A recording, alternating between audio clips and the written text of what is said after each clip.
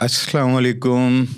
मैं हूं आप सबका दोस्त माहौल दोस्त आफाक भट्टी और ये है CAC पॉडकास्ट। आज हमारी मेहमान बनी है मोहतरमा साजिदा बलोच। साजिदा के भी कई तारुफ हैं। कुछ अरसा सियासी कारकुन रहीं, उसके बाद उसको खैराबाद करके समाजी कारकुन बनी और ज़बरदस्त फिर समाजी काम स्टार्ट कर दिया। लियारी से लेके कैमड़ी, कैमड़ी से पूरा वेस्ट, और वेस्ट की सारे माहौलियाती मामलात, कचरे से लेके और ना वहाँ पे जो नई कॉलोनियाँ बन रही हैं, नई लैंड अलाटमेंट हो रही है, पहाड़ों को क्या नुकसान हो रहे हैं, वहाँ लोकल आबादी के क्या इशू हैं। और वो एक ऐसा एरिया है जहाँ कराची का कचरे का डंपिंग साइड है, लैंडफिल साइड जिसको कहा जाता है, जहाँ हम चक्रों तक और मंगो पीर तक उनका आना जाना है, उठना बैठना है। वैसे तो पूरी कराची में ह्यूमन राइट्स के लिए काम करते हैं, औरतों के लिए अलहदा से, और सारी अच्छी ऊपर की कमेटियों की मेंबर बनी हुई हैं। पूरा शहर, पूरा सिंध, पूरा मुल्क उनको जानता है। तो आज हम उनसे बात करने जा रहे हैं। हम जो उनसे बात करेंगे वो उसकी कम्युनिटी के हवाले से करेंगे, उसकी मसरूफियात के हवाले से करेंगे, और क्या होना चाहिए और क्या हो रहा है, ये सारी हमारे डिस्कशंस का हिस्सा होगा। जी साजिदा, कैसी अस्सलाम हैं आप? वालेकुम। बिल्कुल वालेकुम ठीक, सलाम। अल्हम्दुलिल्लाह। आप बताइए। जी, आप अपने लिए बताएं, अपना थोड़ा सा तारुफ कराएं, बचपन से लेके अपने वालिद साहब से आप कैसे आप परवान चढ़ी इन सारे मामलात में और इतनी आगे बढ़ गई और अपनी एक शनाख्त बनाई है आपने। बिल्कुल आपकी बात सही है कि लियारी मेरी जन्मभूमि है। मैंने लियारी में जन्म लिया और मेरे वालिद साहब का ताल्लुक़ एक पॉलिटिकल घराने से था। दादा, दादी, फिर उसके बाद वालदा, वो सब सियासत के लोग थे, तो हम भी सियासत में आ गए। मेरी बेसिक एजुकेशन जो है वो लियारी में हुई, और लियारी के बाद फिर उस ज़माने में लियारी के बाद हमें प्राइवेट स्कूल के लिए बल्दिया के एरिया में जो है वो स्कूल था मेरा। तो क्योंकि उस वक्त मेरी बल्दिया का बल्दिया नाम नहीं था, महाजर हाँ, कैंप। महाजर कैंप। तो वो क्योंकि लियारी और ये इसका डिस्टेंस बिल्कुल एक बिल्कुल। जैसा था, और जिस प्राइवेट स्कूल से मैंने लियारी में प्राइमरी पढ़ा, उसी का सेकेंडरी जो था वो वहाँ पर था। तो वो कह सकते हैं कि डिस्ट्रिक्ट वेस्ट और साउथ के दरमियान मेरा ताल्लुक जो है वो बचपन से जुड़ा, और सेकेंडरी एजुकेशन फिर वहाँ से, उसके बाद KU से मास्टर्स किया इकोनॉमिक्स में। उसके साथ साथ जो है वो एक पॉलिटिकल घराने की वजह से सियासी उठक बैठक थी, सियासी समझ-बूझ थी, तो सियासत में अच्छा मुझे फिर थोड़ी-सी लेफ्ट की सियासत पे ज़्यादा इंटरेस्ट था।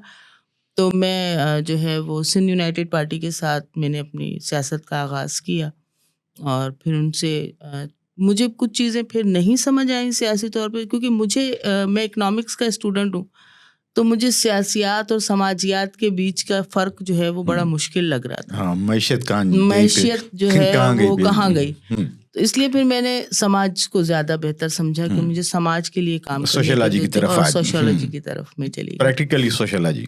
प्रैक्टिकल जो है वो मैंने उसके बाद जो है अपनी एक ऑर्गेनाइजेशन का, कम्युनिटी बेस्ड ऑर्गेनाइजेशन थी बेसिकली, उसका शुरुआत हुई कम्युनिटी से। देन फिर उसको हमने रजिस्टर किया सोसाइटी एक्ट में। इस वक्त जो है मैं उसके लिए एज अ CEO काम कर रही हूँ।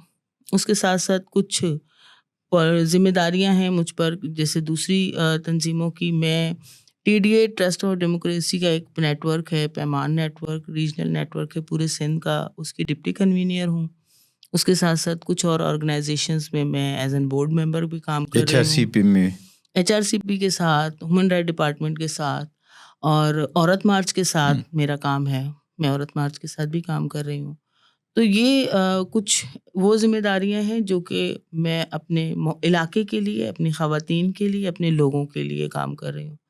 माहौल के साथ तो ज़ाहिर-सी बात है मेरा बहुत गहरा ताल्लुक है, क्योंकि मैंने खुद एक माहौल दोस्त पार्क, जहाँ मेरा स्किल सेंटर है, वहाँ मैंने एक माहौल दोस्त पार्क बनाया है। क्योंकि आप भी साँस लेने के लिए भी इस माहौल में बहुत मुश्किल है। तो चंद लम्हों के लिए लोग वहाँ आते हैं, बैठते हैं। जो बच्चियाँ वहाँ पढ़ रही हैं, कम से कम वो साफ़ और सुथरी साँस ले सकें। ये मैं समझती हूँ हम सब का फ़र्ज़ है। कि एहसान नहीं है किसी पर भी। ये मेरे अपनी ज़ात के पर भी एक एहसान किया है, और अपने दोस्तों और अपने पास पढ़ने वाले बच्चों पर। बहुत बहुत बेहतरीन, ज़बरदस्त। अब ये थे जो साउथ था वो तो इंटैक्ट है अभी तक। लियारी सदर और डिफेंस क्लिफ्टन का एक कॉम्बिनेशन है। बिल्कुल। और कैमाडी डिस्ट्रिक्ट जो है वो वेस्ट से नया बना है। तो आपकी रिहाइश अभी कैमाडी डिस्ट्रिक्ट के अंदर और आपका टाउन है बल्दिया। यस। और ये बिल्कुल इतनी पुरानी आबादी नहीं है। पुराने गोट हैं, वहाँ बागात हैं, चरागाहें पुरानी हैं, पुराने लोग उनके कबीले आबाद हैं आज भी। और वो जो थोड़ा सा हिस्सा खाली ज़मीनें थी बच गया था हक्स पे भी नया ही नाम है। उससे पहले उसका नाम लाल बकर, उसके बराबर वाली दे गाबोपट, उसके ऊपर चितारा अला बनो। ऐसे ही और इस तरह से हम फिर वो आज जिसको आप हॉक्स बे कहते हैं, हाँ हमारे मोच को लिए वो और मवाच बिल्कुल। और ये सारी हब डैम तक, वो हब नदी के लेफ्ट साइड पे, और हब नदी के ऊपर डैम बनना और हब नदी का सिर्फ बारिशों में चलना और हब नदी के अंदर समंदर का आ जाना, इसको कैसे देख रही हैं आप? तकलीफ से। क्योंकि मैंने आपसे कहा ना कि मेरी सेकेंडरी एजुकेशन यहीं पर है, तो मतलब ये कि मैंने अपने बचपन को इन सब चीज़ों को देखा है। और आज जब मैं छतारा और सुनहरा में पानी को बैक देखती हूँ समंदर का, जो कि ज़मीन को खारा कर रहा है, हाँ। और वहाँ मौजूद पहले लोग जो यहाँ कुएं पर थे, कुएं से आज भी उनकी कुओं से इरिगेशन होती है, बिल्कुल, चीकू के बाग बिल्कुल, हैं, खजूर के बागात। बिल्कुल, बिल्कुल ऐसा ही है। जो खजूर के बागात हैं, आप जब केमाड़ी के Karachi hub river coastal highway पर आते हैं तो यहाँ पीएनएडी कॉलोनी हुआ करती थी, जो ब्रिटिश दौर में यहाँ बनाई गई थी। यहाँ से लेकर आपको सुमार गोट तक, जहाँ कूबा गोट है, वहाँ मौजूद जो खजूर के दरख्त थे वो नज़र आते थे, क्योंकि वो तकरीबन कई सौ कई हज़ार में थे। तो बस बचपन में ऐसा लगता था कि अभी चलेंगे और वहाँ तक पहुँच जाएंगे और वहाँ से खजूर खाएंगे, लस्सी पियेंगे, कुछ इस तरह का मतलब माहौल था। और बीच बीच में गुजरगाहें थी पानी की।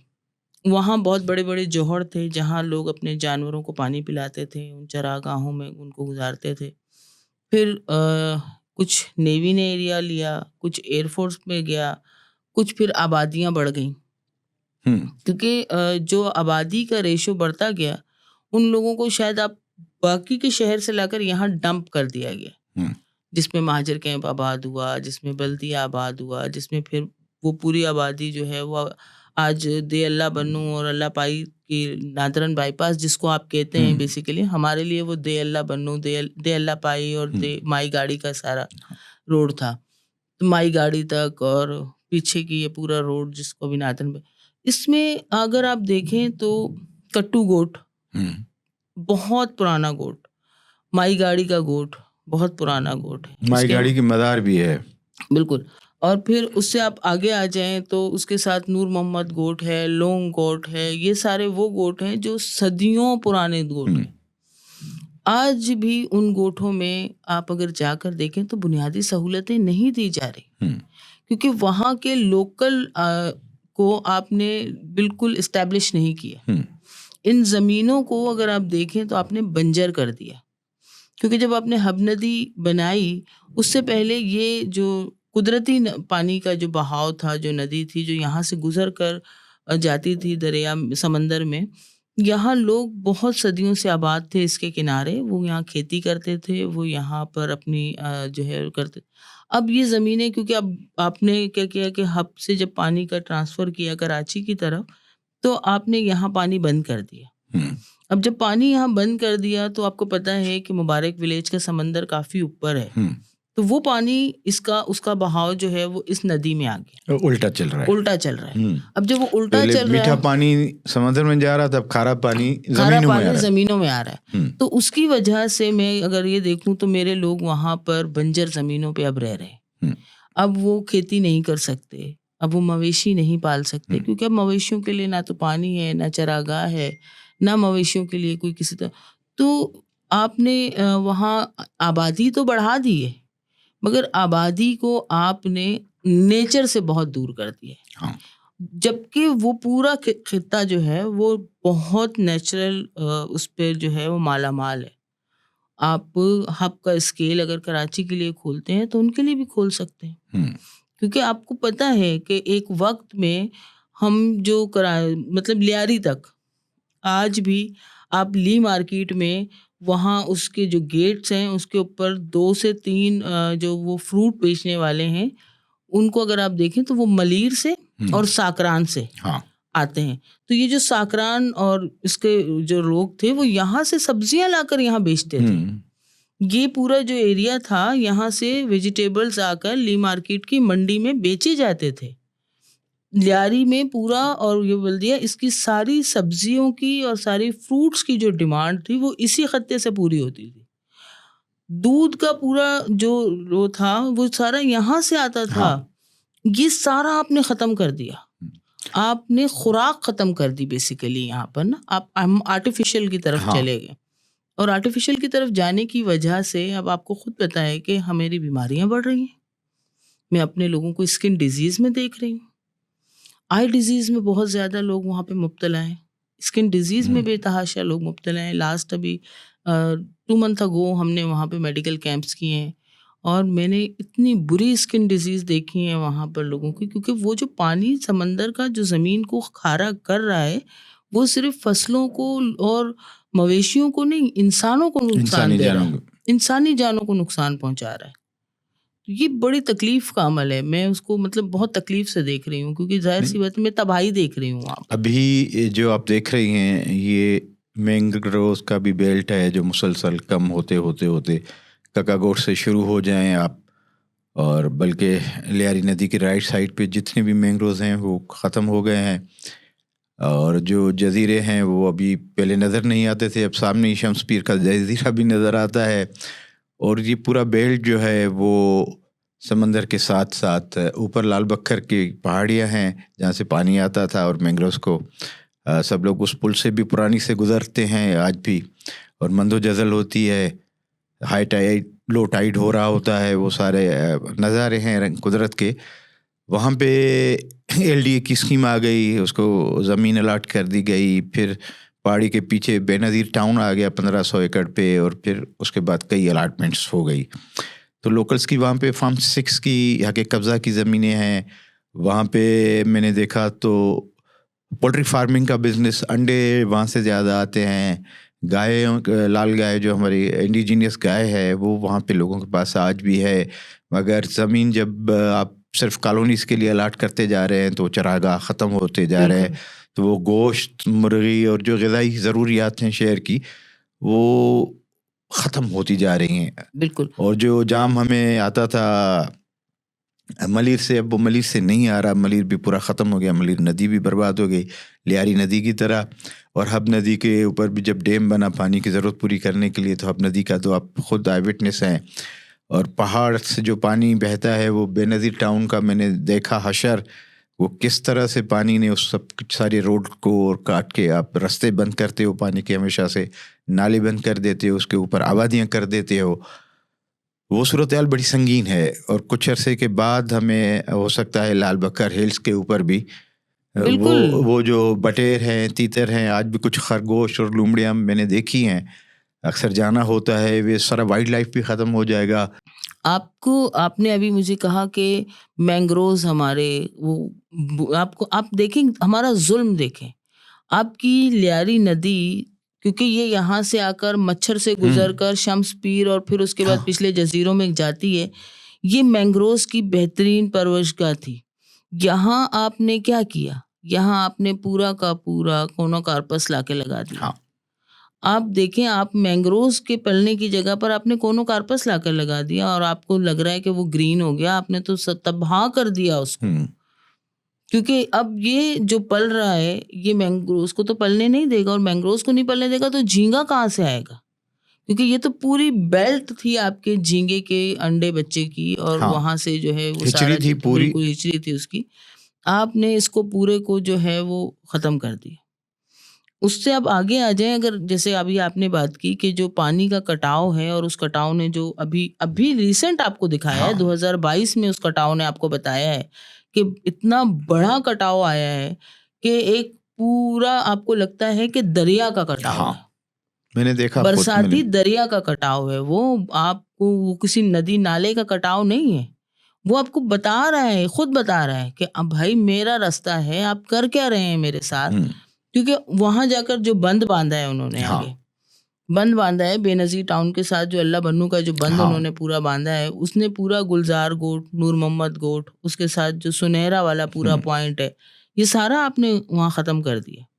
क्योंकि सुनहरा के पॉइंट पर आपने जब कैनप लगा दी, तो कैनप की जो रेजेस और जो उसकी वो बाहर आ रही हैं, वो अगर ये हमारे वहाँ से दरख्त और ये सब ख़त्म हो जाएंगे, तो आप मुझे बताएं जो उसकी इम्पैक्ट इम्पैक्ट खतरनाक है। आएंगे, वो इम्पैक्ट्स कितने ज़्यादा हाँ, ख़तरनाक होंगे। इवेंट आपको मैं इत्तेफाक बताऊं, मेरे क्योंकि मैं रिसर्चर हूं और मेरा रिसर्च के साथ काफ़ी गहरा ताल्लुक़ है, तो एक हेल्थ रिसर्च करने के लिए हमने इस टुकड़े में रिसर्च की थी। आपको पता है कि इस वक्त जो हॉक्सबे मतलब जो शुमार गोट और उसके साथ ये जो अब्दुर्रहमान गोट है, और ये हर एक घर के बाद एक घर में बच्चा मेंटल डिसऑर्डर के साथ है। हर एक घर के बाद एक घर में बच्चा मेंटल डिसऑर्डर के साथ है। सेकेंडली आई के साथ, उसकी आई बिल्कुल ख़त्म हो रही। ये तो बहुत शॉकिंग है। यस, बिल्कुल।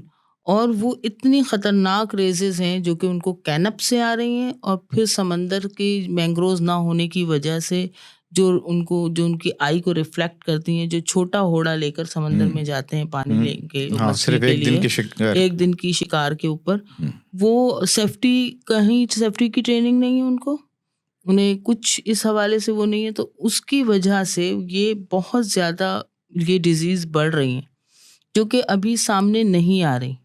और जब ये सामने आएंगी तो ये हमारी एक पूरी नस्ल को तबाह कर देंगी। नहीं तो बाकी शहर कितना दूर है वहाँ से, टावर कितना दूर है, बाकी बिल्कुल, शहर उस जगह से कोई ज्यादा कोई दूर ज़्यादा नहीं दूर है, नहीं, 10 आप किलोमीटर पे सब 35-40 कुछ। किलोमीटर के अंदर पूरा शहर आबाद है हाँ, आपका। और आप ये देखें कि वहाँ से यहाँ तक आने में ज़्यादा से ज़्यादा 5 साल लगेंगे आपको। हाँ। आपको पता भी नहीं चलेगा कब आपके घरों के अंदर ये आकर पहुँच जाएगा। और हम बिल्कुल आंखें बंद किए और खामोश बैठे हुए हैं, हमें कोई परवाह नहीं है कि हमारे अभी सिंध साथ हो क्या गवर्नमेंट है। ने इस साइट पे 2000 एकड़ इंडस्ट्री के लिए ज़मीन मुंतखब की और मुख्सत कर दी है, तो वहाँ भी ज़ाहिर है रोड बनेंगे और लोग डिस्टर्ब होंगे, और इंडस्ट्री क्या वहाँ पे इम्पेक्ट, एक और नया पेनोरा बॉक्स खुलने वाला है आपके एरिया में। बिल्कुल, और ऑलरेडी जो है हब की इंडस्ट्री और साउथ वेस्ट की जो हवा चल रही होती है वो भी इफेक्ट कर रही होती है, और लियारी नदी भी करीब, मलीर नदी भी मर गई समझो कि बिल्कुल। एक्सप्रेस अब वे आपने बनने से लियारी एक्सप्रेस वे आपने नदी के अंदर बना दिए और उसको गंदा नाला बना दिया। बिल्कुल हब नदी था शहर से थोड़ा दूर थी, वो दूर नहीं रही क्योंकि उस तरफ लीडा आ गया है पूरा का पूरा बलूचिस्तान का। लीडा आ गया, आपका कैनप आ गया, आपके साथ दूसरे गए, अगर ये वो अपना फजला कहाँ डालेंगे। हाँ, मार्बल सिटी आ गए हैं, और फिर वो शिप ब्रेकिंग हो रही है, और ये सारे माहौल दुश्मन मंसूबे एक ऐसा से ही बढ़ है। के एक वहाँ पे कहीं है। भी मुझे अपनी हुकूमत के मंसूबों में ये नज़र नहीं आता कि उन्होंने कोई माहौल दोस्त कोई कंपोनेंट जो है वो रखा हो। वो कहीं ये सोच के काम करें कि अगर हम ये काम करेंगे तो 10 साल बाद इसका माहौल पे इम्पैक्ट क्या पड़ेगा। माहौल के इम्पैक्शन पर तो कोई नज़र है ही नहीं। उल्टा आप क्या कर रहे हैं, आप वहाँ से दरख्त काट रहे हैं, आप वहाँ पे कोनोकार्पस लगा रहे हैं, आप वहाँ से जो है वो उनकी चरागाहें ख़त्म कर रहे हैं। आप नेचर को रखते हुए, ऐसा तो नहीं है कि दुनिया में अगर आप देखें तो इंडस्ट्री जोन के साथ उन्होंने नेचर्स को बहुत करीब रखा हुआ है। आप प्लांटेशन की बात करते हैं, प्लांटेशन के नाम पे करोड़ों अरबों रुपए की जो अभी चली हैं पूरी की पूरी स्कीमें, उनकी प्लांटेशन कहाँ है? मुझे तो नजर नहीं आती उनकी प्लांटेशन में वो इम्पैक्ट कि उनका हमें कहीं मिलेगा। ऐसा तो आपने कहीं कुछ मतलब वो नहीं किया। आप सड़कों और फुटपाथों के ऊपर दरख्त लगा कर ये समझ रहे हैं आप इंडिजीनियस दरख्त काट देंगे जो हजारों सालों जो से हजारों है, सालों के और दरख्त वो हैं, दरख्त जो माहौल दुश्मन है उनको लगाओगे तो पूरा माहौल खत्म तबाह हो जाएगा, और उसके बिल्कुल। साथ पूरा इकोसिस्टम बर्बाद हो जाएगा। यस, आपने वहाँ मौजूद, आप अगर आप देखें जो लीडा जो इनको एलडीए को जो ज़मीन दी गई है वहाँ पर, वहाँ आपने कितने पुराने गोट उठाए, वहाँ सदियों से बैठे हुए लोग उठाए। मगर ये प्लानिंग में अगर आपको बताऊं तो 1974 से इन्होंने प्लान किया है। 74 के बाद 74 में हाँ, उन्होंने उसके बाद से वहाँ के लोगों को रिन्यूअल नहीं दी है। वहाँ जो लोग बैठे हुए हैं जो कि उनके पास 74 की वहाँ पे रिन्यूअल मौजूद है, मगर उसके बाद लोगों को जो लोकल हैं, लोकल की जो 30 साला या जो 99 साला है वो रेन्यूअल नहीं किया आपने। रेन्यूअल क्यों नहीं की? क्योंकि आपने ये सारी कुछ हाँ। आपने करना था। हाँ। जो अभी आपने 11,000 एकड़ ज़मीन जो है उसको 1,500 बेनज़ीराबाद बना दी। हाँ। 2-2,500 आपने उधर कर दी। आप 6,000 आप जो है वो DHA सिटी को दे रहे DHA हैं। के पे स्टे हो गया है उसके ऊपर, मगर आपको खुद पता है हाँ कि अगर आप 6,000 वहाँ दे रहे हैं, 5,000 इनको दे रहे हाँ हैं, 5.5 लियारी डेवलपमेंट अथॉरिटी को दे दी है, लियारी डेवलपमेंट अथॉरिटी को दे दी अलर्ट कर दी आपने, गई और है। फिर उसके बाद आगे आपने तो आपने तो ये मतलब इस ये पूरा टुकड़ा पूरा जो है टुकड़ा जो है वो माहौल कहीं नजर नहीं कहीं आएगा। नजर नहीं आ रहा। 4 डैम बने हैं वहां पे, उससे क्या इम्पैक्ट हुआ है? लोगों को कुछ फायदा हुआ है? लोकल को कोई फायदा नहीं है उसका, क्योंकि अभी तक आपने प्रॉपर डैम से लोगों को पानी का जो वो है वो नहीं दिया। अब तक सिर्फ आपने बंद बांधे। अभी तो आप नहीं, एक तो मैंने देखा है कि डैम के बाहर एक कुआं है और वहां से जो है वो टैंकर भर के लेके जाते हैं। टैंकर का हाँ। पानी कभी भी हम नहीं समझते कि आप उसको माहौल दोस्त पानी कैसे कह सकते हैं। वो टैंकर कुछ तो उस कुएं से भरे जाते हैं, बाकी तो खड्डों से भरे जाते हैं। हाँ, वो तो पता है, आसपास में जो खड्डे होते हैं, आसपास में जो खड्डे हैं, हाँ। पानी तो वहां से भरा जा रहा है। वो जो पानी आ रहा है आप टैंकर से क्यों दे रहे हैं? जब आप बंद बांध रहे हैं, छोटा डैम बना रहे हैं, तो छोटे डैम के साथ आबादी के पानी को उसके साथ लिंक कर दें ना, जिस तरह आपको करना चाहिए। इस तरफ एक जगह है जो लैंडफिल साइट है KMC की, और वो है जाम चक्रो। वो एक पूरी देह जहाँ पे कचरे का पहाड़ बना हुआ है। वो आपने पहले किस तरह से देखा? अब क्या सूरत हाल है वहाँ? लोग कल कैसे थे? वहाँ के दरख्त कौन से थे? मैंने अभी आपको बताया कि जब हम PNAD पे खड़े होते थे और हमें यहाँ खजूर के दरख्तों के बाग दिखते थे, तो ये वो जाम चक्रा के ही गोठ थे। अच्छा। जहाँ लोग आबाद थे, जहाँ खजूरों की एक पूरी बस्ती आबाद थी। तो जब जहाँ आपको पता है बाग ही बाग होंगे, वहाँ लोग भी तो होंगे। वहाँ उनके आबादी के लोग भी थे जिनकी बहुत बहुत अच्छी नेचर के और बहुत मतलब कुदरत से जुड़े हुए लोग वहाँ रहते थे, जो आहिस्ता आहिस्ता आहिस्ता वहाँ से निकल कर रईस गोठ और आस्कानी की तरफ आ गए, क्योंकि उस कचरे में अब जिंदगी ख़त्म हो गई। अब वहाँ जो लोग जाते हैं, वो लोग जो कचरा चुनते हैं या जो डंपिंग साइड है, उसने इतनी ज़्यादा स्मेल कर दी कि वो दरख्त भी तबाह हो गए, वो दरख्त खुद ब खुद ख़त्म हो गए, क्योंकि वहाँ आग लगाई जाती है। वहाँ उसको कोई डंप उस तरह नहीं किया जाता, उसको बाकायदा आग लगाया जाता है। जब आग लगाई जाती है तो आपको पता है दरख्त, चाहे वो गीला दरख्त ही क्यों नहीं है, मगर वो इतना सेंसिटिव होता है कि वो अपने उस कार्बन से उसका वो तबाह हो जाता है। बहुत सारी और भी गैसेस हैं, कार्बन को तो जज़ब करता है, हाइड्रोजन है, कार्बन मोनोऑक्साइड है, और भी बहुत सारी गैसेस हैं जिस पे दरख्त बेचारा मर जाता है, उनको कर नहीं सकता कुछ भी। वो कुछ इतना ज्यादा तो वो भी नहीं ले सकता है ना अपने अंदर। तो उसकी वजह से आबादी तो अब तकरीबन वहाँ खत्म हो गई। अब वहाँ सिर्फ कचरा दिखता है। वहाँ की वाइल्ड लाइफ खत्म हो गई, वहाँ के दरख्त खत्म हो गए, वहाँ से लोग निकल गए, लोग चले गए, चिड़िए परिंदे जानवर, मतलब मेरी आप ये समझ लें पूरा देह आपने खत्म कर दिया। लोग तो अपनी जिंदगियां बचाकर वहां से निकल गए। कितने हजार एकड़ पे होगा ये देह? अंदाजन कोई मेजरमेंट तो नहीं है, मेजरमेंट तो नहीं है, मगर मेरे ख्याल में तकरीबन 1000 एकड़ पर तो है। 1000 एकड़ पर कम से कम कह रहे हैं। कम से कम 1000 एकड़ पर है, और बहुत बड़ी जगह आपने पूरी आबादी खत्म कर दी वहां से। अब लोग वहां नहीं रहते, अब वहां सिर्फ कचरा रहता है। नहीं, कचरे का भी एक तरीका है कि भाई उसकी सॉर्टिंग करके उसको रिसाइकिल करें, रिसाइकिल करके, जो और डंप उसको करने का उसको डंप करें, जो रिसाइकिल किया जा सकता है उसको रिसाइकिल कुछ खाद बना लें, कुछ और चीजें बना लें। किया जा सकता है। आप ये देखें, आग लगा के आप एयर क्वालिटी भी खराब कर रहे हो, बिल्कुल माहौल तो खराब हो ही गया। मगर आप अभी भी मतलब आप ये देखें, आप एयर पोल्यूशन फैला रहे हैं, और आग लगाने के बाद आप उसमें से कर के आए, आप आग लगाने के बाद उसकी सॉर्टिंग कर रहे हैं, आग लगाने के बाद उसके अंदर से जो वो टीन और ये वो निकाल रहे हैं सिर्फ। आप इसी की अगर आप फर्स्ट उस पर सॉर्टिंग करें तो आप बहुत अच्छी खाद निकाल सकते हैं। आप उसको बेहतर, इसने कोई कोर्ट में केस, कोई ट्राइब्यूनल, जो एनवायरमेंट ट्राइब्यूनल है, सीपा है, ऐसे किसी मामलात में नहीं गए? इसलिए क्योंकि आपकी गवर्नमेंट ने पहले डिक्लेयर लैंड कर दी वो कि जी ये साइट यही है हमारे पास, और हमारे पास कोई साइट नहीं हो सकती। नहीं, आग लगाने के जो है वो भी गैर कानूनी है। ठीक है, साइट तो आपने दे दी, मगर अगर आप कचरे को आग लगा रहे हैं तो ये इलीगल है, इस पे केस बनता है। बिल्कुल बनता है, मगर बात वही है कि आप अकेले कब तक खड़े रहें। हाँ।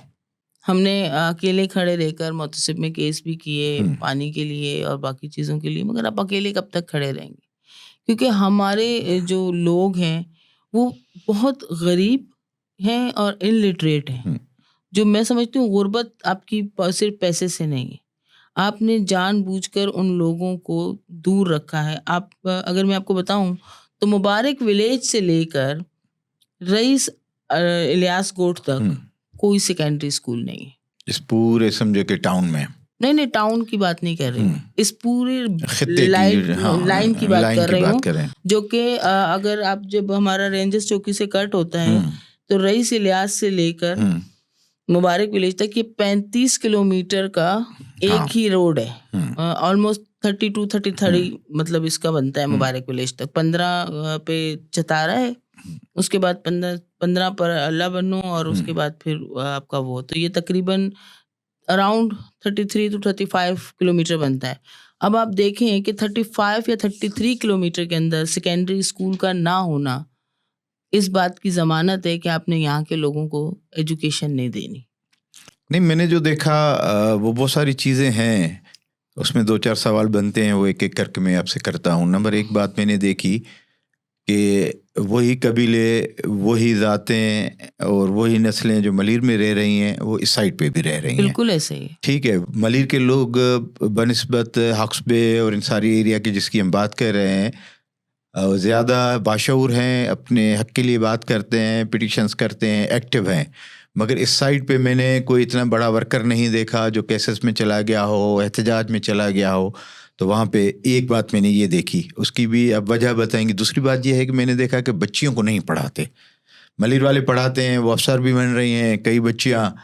और हक्सपे वाला जो है लाल बकर, गाबोपट और ये सारी एरिया, आपने तो कहा एक स्कूल नहीं, मेरे ख्याल में तो बहुत सारे स्कूल बनने चाहिए। ख़ासतौर पे लड़के नहीं पढ़ रहे तो लड़कियां तो बिल्कुल मैंने नहीं देखा कोई 5वीं तक लड़कों के स्कूल में जाके पढ़ती हैं। और एक सवाल और है जो थोड़ा सा हिस्टोरिकल है, कोई दूर हिस्ट्री नहीं है। हक्सपे पे मैंने देखा कि गोठों के बाहर एक पीली दीवार लगा के, ये क्यों लगी थी, कब लगी थी, इन लोगों को रेड इंडियन कैसे बनाया गया? अब तो बैरिया में देखा है हमने कि बैरिया के अंदर जो गोठ हैं उनको एक बाउंड्री वाल लगा के और उनको रेड इंडियन की तरह बंद कर दिया गया है। तो हक्सपे में तो ये तो सबसे पहले था, ये क्या था मामला? एक तो पहली बात का आपका मैं जवाब दूं कि मलीर के लोग जो हैं वो बहुत बाशऊर हैं, लड़ रहे हैं अपने हक के लिए, और यहाँ के लोग ऐसा क्यों नहीं है? तो मैंने अभी आपसे कहा कि 1974, आज से आप 50 साल पीछे चले जाएं, आपने 50 साल पहले ही ये तय कर लिया था कि इन लोगों को इन तमाम सहूलतों से दूर रखना है। तो जब एक प्लान आपने 50 साल पहले बना लिया, और इनके लिए अब आप देखें इस पूरी बेल्ट के अंदर मुबारक विलेज के स्कूल को अभी जाकर वो मिली है, मतलब अप्रूवल मिली, अपग्रेडेशन हुई है उसकी, वो मैट्रिक हुआ है लास्ट 2 years या 3 years पहले। उसके बाद आप आ जाएं तो आपके अल्लाह बन्नो, गुलजार, इन सब में सिर्फ प्राइमरी स्कूल है, 1 रूम स्कूल। अब ज़्यादातर 1 रूम 2 रूम 1 रूम स्कूल में आप कितना बच्चा पढ़ा लेंगे? नहीं, हो ही नहीं सकता। फिर आप पता है हम बलोचों का एक अपना कबायली और ट्राइब सिस्टम है हमारा जो ट्राइब में हम रहते हैं, तो हम उसमें बेटियों के लिए लाजमी सी बातें चाहते हैं कि उनका एक अलग स्कूलिंग हो, अलग सिस्टम हो, और इस तरह से वो भी यहाँ नहीं मौजूद है उस तरह से।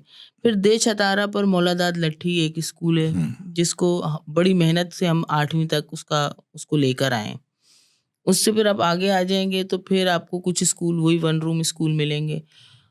एक रेंजर्स ने अभी वहाँ स्कूल खोला है जूनागढ़ से मिलकर, वो भी 8 तक है। और फिर इस तरह, तो एक तो ये पूरी आपकी पॉलिसी थी कि यहाँ लोग एजुकेटेड नहीं होने चाहिए। जब वो एजुकेटेड नहीं होंगे तो लाजमी सी बात तो है समाजी कारकुन भी पैदा नहीं हो रहे, सियासी कारकुन भी पैदा नहीं हो रहे, सोसाइटी के लड़ने वाले डिफेंडर लोग डिफेंडर नहीं पैदा हो रहे, डिफेंडर्स आप वहाँ नहीं पैदा कर पा रहे। अगर आप, हमने कोशिश की है, ऐसा नहीं है कि हमने वहाँ डिफेंडर्स पैदा करने की कोशिश नहीं की, मगर आप पैदा नहीं कर सकते वहाँ डिफेंडर। दूसरी सबसे मेन चीज होती है ट्रांसपोर्टेशन। आपने आज तक इस पूरे बेल्ट को ट्रांसपोर्टेशन से महरूम रखा हुआ। जब तक आपके पास पर्सनल गाड़ी नहीं है आप वहाँ नहीं जा सकते। अब वहाँ के लोग शहर का एक्सेस नहीं कर सकते और शहर के लोग वहाँ का एक्सेस नहीं कर सकते। उन गोठों में ऐसी औरतें मौजूद हैं जिन्होंने आज तक माड़ीपुर नहीं देखा। तो आप सोचें, उनका शहर है आज भी, जो वो टावर जाते हैं, एमली मार्केट जाते हैं तो कहते हैं वो शहर शहर जा रहे हैं। हाँ। एक बस चलती है जो सुबह 6 बजे वहां से निकलती है और शाम को 3 बजे ली मार्केट से रिटर्न होती है। तो एक बस सिर्फ आपको सहूलत के तौर पर दी गई है। फिर सबसे बड़ी बात है, इस पूरे टुकड़े में आपने कहीं हेल्थ बेनिफिट नहीं दी। नहीं। आज भी वहाँ औरत खुद से बच्चा पैदा कर रही है और बहुत हाई रिस्क पर कोई उसको जब पहुँचाते हैं सिविल हॉस्पिटल या उसको जो है वो cement general hospital, Kharadar general hospital या बाटवा हॉस्पिटल, तो तब तक तो औरत मर जाती है क्योंकि उसका वहाँ से ट्रैवल बहुत मुश्किल है। तो वो लाइफ की सर्वाइवल में फंसे हुए लोग हैं। उनकी वो ताज़ा हवाएं ना छीने, उनकी ताज़ा खुराक उनसे ना छीने। वो खुराक उनकी ताज़ा थी, आपने वो छीन ली, आपने उनसे उनकी हवा छीन ली, आपने उनको खुद तो बुनियादी सहूलत कुछ नहीं दिया। आपने ना उनको एक अच्छी जिंदगी दी, ना एजुकेशन दी, ना हेल्थ दी, ना ट्रांसपोर्टेशन दी, जो कि बेसिक राइट था उनका। उल्टा आपने तो उनसे उनकी हवा भी छीन ली, उनकी खुराक भी छीन ली। अब होगा क्या? जिद्दत से जुड़ने के लिए लोग वहां से खुद बाहर आ जाएंगे। फिर वो कॉलोनी और सोसाइटी में शिफ्ट हो जाएंगे और फिर आपकी जो शहर का लोड है वो मजीद बढ़ जाएगा। फिर उनका सेवरेज कहाँ जाएगा, पानी कहाँ से आएगा, ये सारे मामला फैल जाएंगे। तो बेहतर है कि आप उनको वहीं एक अच्छी और बेहतरीन जिंदगी दें ताकि वो अपने माहौल में ज़्यादा खुश हैं। मैंने कहा कि आज तक हमारी ऐसी औरतें हैं जिन्होंने मेन सिटी नहीं देखा क्योंकि वो वहाँ खुश हैं और वो वहीं रहना चाहते हैं, वहीं जीना चाहते हैं।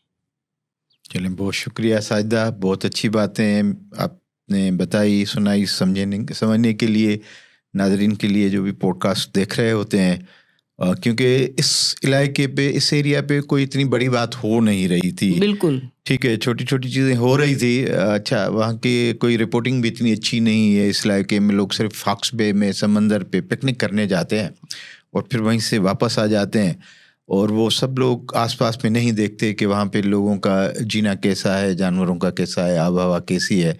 तो समंदर और हट्स हैं, वो अपनी शाम गुजार के रातें 2-4 रह के हट्स में आ जाते हैं। जी नाजरीन, साजिदा बलोच की आपने बातें सुनी। और हक्स बे जो एक और जगह है, ग्रेक्स है, वो अंग्रेज़ों के दौर के नाम है। उससे पहले भी ये लोग यहाँ पे रहते थे। वो लाल बखर और गाबोपट और मुबारक विलेज और सुनहरा बीच के नाम से, चितारा के नाम से, हब नदी और उसके दोनों तरफ पे जो उन लोगों ने कुएं थे, उनसे वो पानी पीते थे। और वहाँ चीकू के बाग और खजूरों के बाग और चरागाहें और पहाड़ और वो सारा एक नेचुरल हैबिटेट था जहाँ पे कुदरती जानवर, परिंदे, तितलियाँ, मोर और ये सारी चीज़ें हुआ करती थी।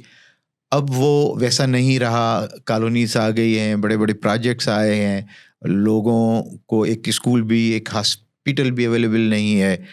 तो ज़रा इस पे ध्यान दीजिएगा कि हमें अपना माहौल भी बचाना है और लोगों को साथ भी रखना है, लोगों का ख्याल भी करना है।